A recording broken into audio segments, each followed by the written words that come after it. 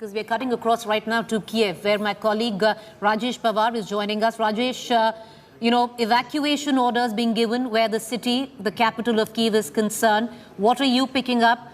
There is a sense of abject uneasiness because now there is a call to evacuate Kyiv, possibly the lull before the storm. See, right now I'm going all around Kyiv in a bus provided by the government here for the journalists. They are putting roadblocks everywhere, heavy roadblocks. If I'll just show you, if you could just focus the camera here. This is a supermarket, people crowding outside supermarket, a lot of police there.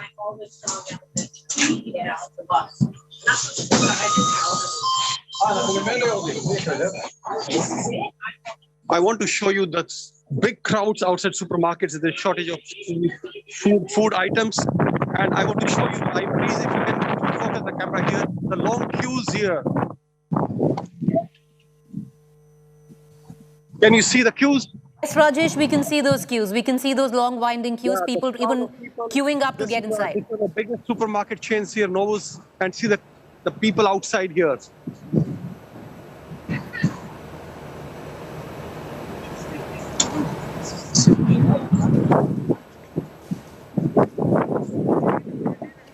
Rajesh, can you hear us? Take us through. Take us through, Rajesh. We will be here for 10 minutes now. They give us a 10-minute stop here to cover this so that we can show it around. I can take questions now. I can take a few questions now. Okay, Rajesh, what's the sense that you're picking up right now? Is there a scramble to get out of Kyiv? We've seen students, residents trying to make their way out. There are evacuation orders. Russia has asked residents to leave. What are you picking up? Look, when we drove around the city, I could see long queues of cars outside the gas stations. You're hardly getting fuel anywhere for the cars. There are no fuel in the gas stations here. And similarly, in the supermarkets, there is a shortage of food items, everything. You are not getting anything outside the market now. And these crowds, which I just show you and I'll show it to you again, are a witness to that. There's a situation of panic here. I just sent a few videos of military trying to put some kind of concrete blocks on the roads with the help of bulldozers, which can act as anti-tank obstacles in case the tanks of Russian army try to use those roads. They can be denied to the Russian army. Over to you. Rajesh, is there a clear sense of fear that if the talks fail or, don't reach any headway today, there could be a larger military push from the Russian side where Kyiv is concerned?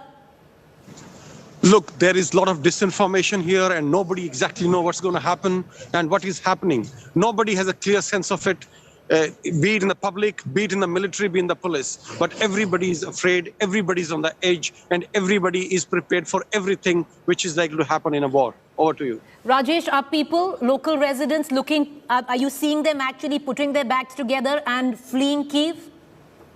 See, I have lots of friends here in this city, and most of them, the local residents, left this city probably about a week back or in last 3 to 4 days. Almost everybody whom I know have left this city. And these are people probably who are poor, could not afford to go out, did not have their own cars, or had some other very pressing reasons not to leave the city. Otherwise, all those who could leave have left the city either for other cities, or some of them have left for Lviv, which is very close to the Polish-Ukrainian border. And a lot of them, the poorer ones, have left for dachas. Dachas are the small little houses they have outside with gardens to grow vegetables and all in the villages. All right. Is there a word coming in from the government right now where local residents are concerned? Those who haven't been able to leave Kyiv, Rajesh, right now, the ones you talk about, possibly the poor or for any reason that they are sticking in Kyiv. What is the government telling them? Is there any information on that? No. I have no information as such, as I said. And if I will give an information which will be really false, I mean, I will not pass on information which is not really verified.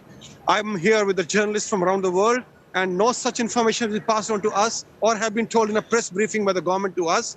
From some other source, if it has come, I'm not aware of that. And once again, if you want, I can show the camera around to show you the kind of crowd and the lines here queuing up outside the supermarket to buy the food items. All right, Rajesh, we've lost your video output, but I'm going to take one quick question. So what you do see around you right now, we'd seen a lull in the morning, where there was not too many air raid sirens that were heard. But with what you're witnessing, massive presence of security forces, boots on ground, Kyiv being turned into a garrison of sorts, local residents fleeing. So is Kyiv right now, with what you see, optics in terms of visually of it all, bracing for a bigger attack? Yes, right now, if you go around Kyiv, it does look like a city under siege. And there are military personnel everywhere. Roads are being blocked everywhere. Heavy concrete blocks being placed everywhere with the sole purpose of denying the opposing forces, the enemy, the use of those roads. So it does look like a city under siege, under attack. Over to you. All right, Rajesh, be safe. We're going to come back to you very soon. What my colleague Rajesh is now reporting seems to convey a sense of panic on the streets of Kyiv. Whoever could leave Kyiv has left Kyiv. Those who have been left behind finding it very hard to get basic necessities, supplies, understandably. These are times of war. Basic necessities have run out. People can't seem to get supplies. There is very little information that is being filtered down to even the residents of Kyiv. We're going to continue to go back to Rajesh, who's reporting from the capital city of Ukraine.